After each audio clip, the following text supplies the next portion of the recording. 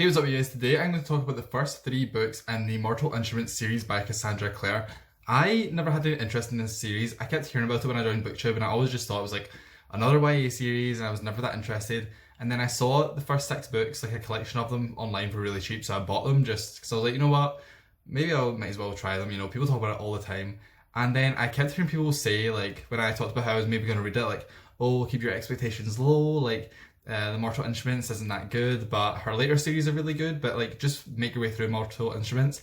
And then this last month, I read the first three books in the Mortal Instruments series, and I am not kidding on. I actually love them so much. I can't believe like how much drama there was, like the characters. I loved the characters, just everything about it. And everyone kept saying like her writing wasn't very good, but I don't know. I felt like it was just fine. I didn't think it was like amazing. I didn't think it was bad. I just thought it was like typical YA writing, maybe even better than normal. But I'm going to talk about the first three books today, like one by one. I don't have that much to say about the first two, but like City of Glass, I have a lot to say. So if you enjoyed this video, please leave a like, please subscribe, and obviously at the end, comment your thoughts down below, and let's just get started. I'm super excited to talk about the Mortal Instruments. So the very first thing I want to say about City of Bones is that straight away I liked all the characters. I don't know if it's like maybe a YA thing, but Cassandra Clare really lets you know who every character is straight away. Like, you know that Jace is the bad boy, like Simon's the kind of nerdy one, like you just kind of get a vibe of who everyone is straight away, and I really liked that, and I thought all the characters were really cool. I really liked all of them, especially Simon. Like straight away I was like, I really like Simon. That changes a little bit, but I don't dislike him later on, but we'll get to it. I also thought that it was quite cool that there was like gay rep of Alec. It's quite ahead of its time. I'm pretty sure this first book was written in like 2007, so like that didn't really happen back then. So I thought that was quite cool that that was included and handled quite well, I thought. So going into the plot, straight away, like as soon as they started talking about things, I knew that Valentine was going to be Clary's, I'm pretty sure you say Clary, isn't it? Clary. Was going to be Clary's father. Like just the way that they were talking about him and the fact that she had his dead dad, she didn't know. I was like, straight away, like very first time they started talking about Valentine, I was like, oh, that's her dad. And then obviously I was correct, which, I mean, it wasn't hard to guess. One of the scenes I really liked in City of Bones was going to the Vampire Hotel. I really like world building, as I always talk about. Every single book series, especially fantasy series, I always talk about like the world building because I really enjoy it, just getting to know like the different species, for example the vampires, and just like how they act, like what makes the vampires in this world different from vampires in other worlds, and all that type of stuff. These are very kind of classical vampires in the fact that, you know, they can't go out at night during the day, obviously, and just a lot of things about them. They were very much like typical vampires, which I thought was pretty cool. It's different from, like, obviously I'm most well versed in the Twilight vampires, which people argue aren't even real vampires, which is stupid, they are, but it was nice to see like kind of like traditional vampires, and just that whole scene in the hotel I thought was like stakes quite high. It was quite fun. Simon being a mouse, was a mouse. Like it was just silly, but it was fun, and I really liked it. It was one of my like favorite scenes in the whole book. My next favorite scene was when Jace and Clary kiss in the greenhouse. So, like I said at the very start of the book, I was very much Team Simon, but kind of straight away I went into the Team Jace. Like I really enjoyed Jace's character.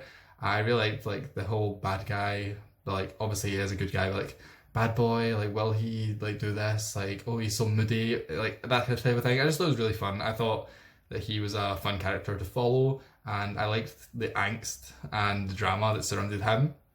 So when Jace and Clary kiss in a greenhouse, I loved that. And then we get near the end of the book, and another big shock to me, like the entire end of the first book was just like twist after twist after twist, like surprises everywhere. Like I could not stop reading. It was so fun. So the very first one was when Hodge, who I've not even mentioned, but he turns out to be a traitor. When that happened, I was very much like surprised, and I if I knew how big the surprises were going to get after this, I probably wouldn't even have blinked twice at this. But we found out Hodge was a traitor, which fair enough. I think he was kind of a wasted character. Like he didn't really do that much. Like he kind of is in this first book, and then he dies like in book 3 without much really going on. So I don't know, I feel like he was kind of a wasted character. But then we get to like the whole big finale where we find out that from Valentine that Jace and Clary are siblings, and I am not kidding on. I actually lost it. I could not believe it. Like this, I don't know how I mean, I did know there was an incest thing in these books, but like it just never really crossed my mind. Like I just didn't think about it, and I actually lost my mind. See when he was talking about how like their brother and sister, and then obviously they're talking about like how they have these feelings for each other, and then they've kissed, and oh my god, I could not. My brain was just exploding. And that's pretty much all the thoughts I had on City of Bones. Like that ending, like as soon as all that happened and the book ended, I was like, I need to go into book 2 like straight away. So in City of Ashes, we start off with like the Inquisitor and the Lightwoods distrusting Jace, which I completely understood why that would happen. Like obviously they've just found out that Jace is the son of Valentine, who is like the big bad guy in this world.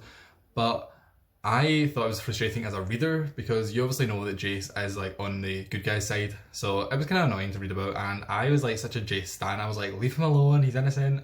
But they get over that eventually, obviously. I really like learning more about the werewolves and the fairies, like I just talked about. I really love world building, so I loved like getting to explore the werewolves and the fairies since we spent a lot of time with the vampires in the last book. And again, just love world building, so really enjoyed that.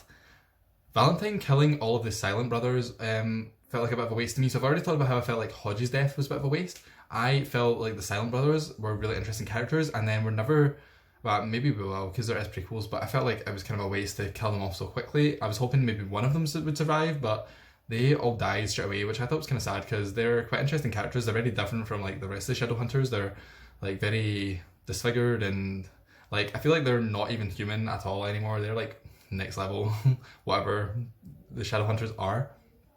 The scene, okay, so as you know, Jace and Clary, even though they were revealed to be brother and sister, I was like, okay, obviously she's not going to make the two of them end up together, but there's going to be more tension. So the Fairy Queen making Jace and Clary kiss was like incredible. The tension, Simon getting obviously angry because he's like dating Clary at this point, like he was actually horrified, like just the awkwardness of it all, like it was next level drama. Like it was drama like I've never read before in my life. I could not believe like what I was actually reading. Oh my god, it was just so good. Like I just loved like that kind of drama in books, and I was just like, oh my god, it was perfect. And then Jace and Clary are talking about the kiss, and that scene was so good too. I like the amount of drama in that. It was like the back and forth, like the arguing, like, and the fact that they're brother and sister, but they're like, well, Jace especially was like, can we make this work? Like I was like, oh my god, I could not believe what I was reading. I was actually like screaming as I was reading because I was like, this is just too good. Like I did not realize I was getting myself into an actual Hollyoaks like storyline when I opened this book. Like, oh my god, could not believe it. I could not believe that Cassandra Clare made me actually ship, because as they were talking about it, I was like, you know what, this makes sense. Like they are meant to be together, which is so wrong because obviously they're brother and sister, but obviously then they're fictional. So I was like, it's not that wrong. Like they're not real people. In real life, you would never ship like that. But in a fictional setting and like a fantasy book, I was like, you know what, maybe this could work. And I could not believe that Cassandra Clare actually managed to convince me that a brother and sister being together was a good thing. Like she really done that. Oh my god, I still can't believe it. As I'm talking about it, I'm like, oh my god. So next thing that kind of happened was Simon becoming a vampire, which to me felt kind of random. Like it made sense because of like the events of book 1, but it was kind of random. It came out of nowhere. I was like, what is the point in this? But we'll get to that later. On to the final battle and the ship. I didn't understand why Valentine waited so long to kill Maya. So Maya was like the werewolf child, and she was like kind of, the last thing he needed was a vampire child and a werewolf child. So he killed Simon, and then instead of just killing Maya, he like moved her away to a different room, and like, I don't know why he just didn't kill her other than for plot purposes. Like there was no reason for him to wait so long to kill her. Like he could have just killed Simon and then killed her, and then he would have like achieved his goal of like doing the thing with the sword. But for some reason he didn't. I didn't really get that. I felt like it was kind of lazy writing or bad writing in that sense. I just didn't understand why he wouldn't just kill her straight away. But I did enjoy how powerful Clary became. So obviously she does her thing with the ruins, the whole ship explodes. Loved that. Like I just loved like how badass she got in that final scene. She saved the day, and I just thought like she really stood out as like a strong character at this point. Like this was the point where I was like, okay, I really do like Clary. Like I've liked her the whole series, but this was the point where I was like, okay, she's a cool character and we have to stand. And then in the kind of ending of this book, it turns out that Simon, because he drank Jacey's blood, can go out in the day, and that just felt too convenient to me. So I've obviously said that I don't really understand why Simon became a vampire, other than the fact that it would mean that he is no longer mundane and he can kind of be more fully immersed in the Shadowhunter demon world. But it just felt too convenient to me that he can then go out in the daylight, so he's barely even like a vampire. Like, he does drink blood, but I don't know. And obviously I've talked about Twilight, so in the sense of Twilight, they all can do it, so it makes sense. But the fact that he is the only one, and it's just like, obviously he's Clary's friend and he's a main character in the books, like, it just all felt too convenient to me, and I was like, what's even the point in making him a vampire at this point? Like, so moving on to City of Glass, the first thing I wanted to say about it was I actually really liked Isabel and Simon together. I thought their pairing was kind of cute. It wasn't unexpected, it was just like nice. And this book, oh my god, the drama in this book was like next level. It was like the drama from book 2, but like times 1,000, and I loved it. But I'm not going to get ahead of myself. So they went to Alicante, which is like the home world of the Shadowhunters, or like the home city. And I thought it was really cool. I thought it was really realistic, which I liked, because obviously the Shadowhunters world is Earth, but it has like fantasy elements in it. And I thought Alicante seemed like believable and realistic, but still like with that little fantasy like spirit to it. So I really liked that. When Clary made her way to Alicante and she met up with Jace and Alec and Isabel to kind of tell them that she was there, the argument that her and Jace had was so intense. Like, he was so nasty to her, and it made me think like, okay, I don't ship them anymore. Like, this has went too far. He was so nasty to her.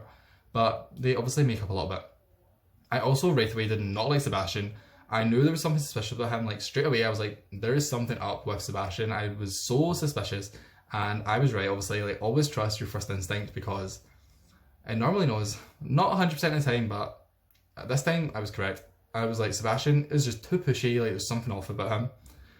Later, Jace and Clary make up and they go to the Wayland Manor, and this scene was kind of horrifying to me. So we find out that Valentine had this angel like locked in the basement, and he was using them as like part of his experiments, and he had all these other creatures in the past also like for experiments, and he experimented on Jace and Clary as they were before they were born, like when their mother was pregnant with them, or mothers, but that's a spoiler.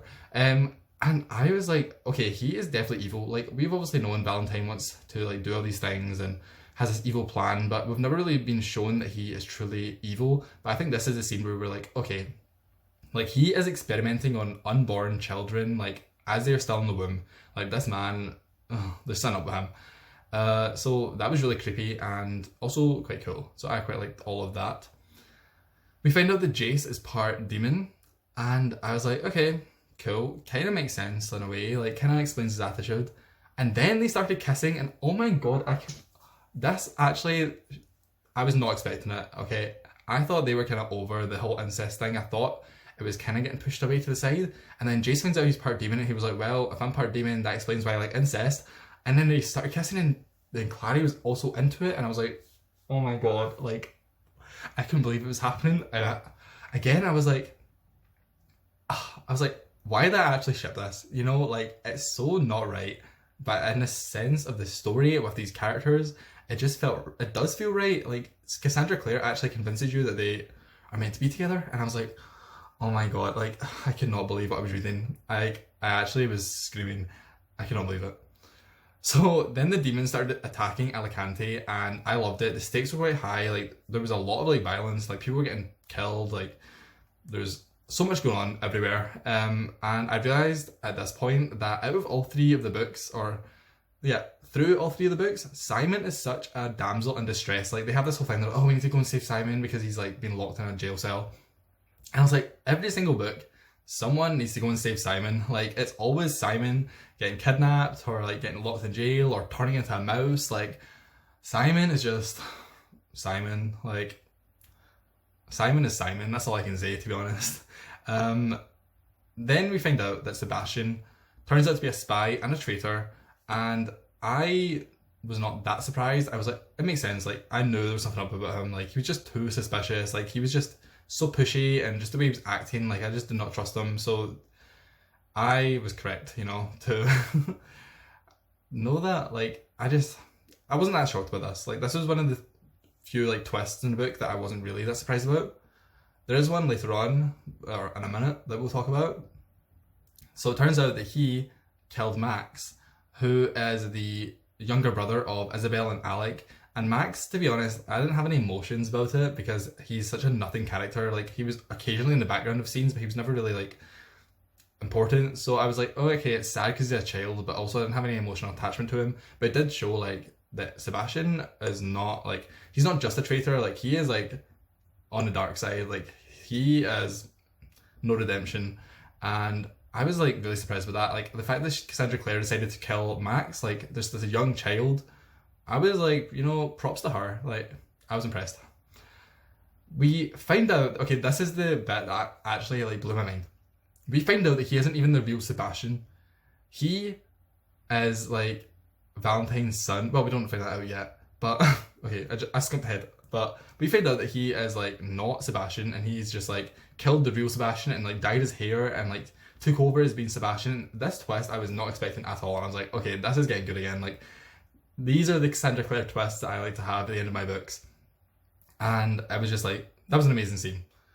Then we have a scene where Clary and Jace are in Clary's bedroom, and oh my god, I could not believe it. I had to actually set the book down when there was the line where it says, like, and then he got in her bed, or I don't know what the actual line was, but basically they are like, you know what, who cares if it's incest?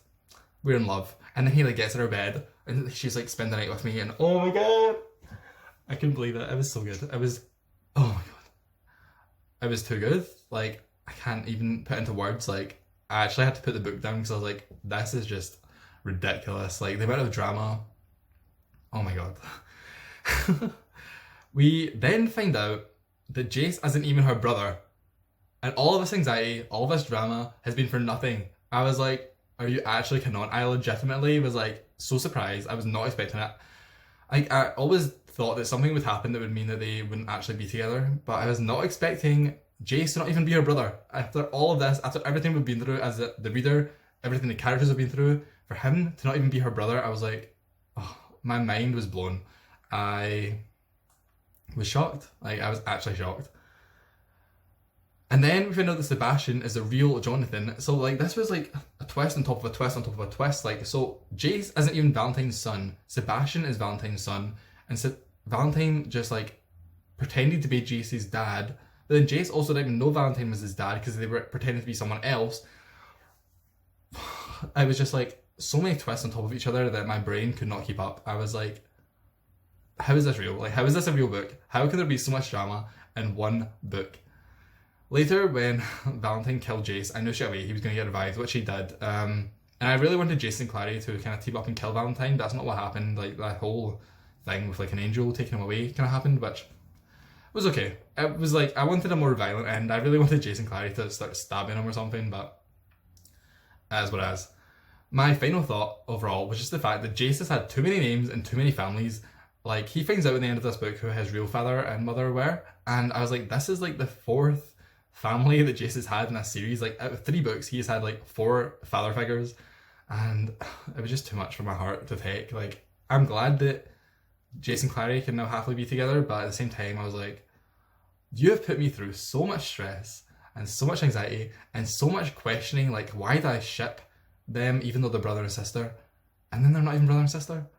Like, it was such a good twist, but I could not believe it. Like, this book, I don't think I've ever read a book that had me on edge as much as this book. Like, it was just one thing after another after another.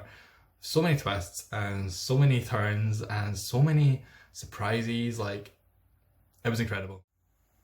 And that was my thoughts on the first 3 books in the Mortal Instruments series. I cannot believe people told me that this was badly written or that these books weren't that good.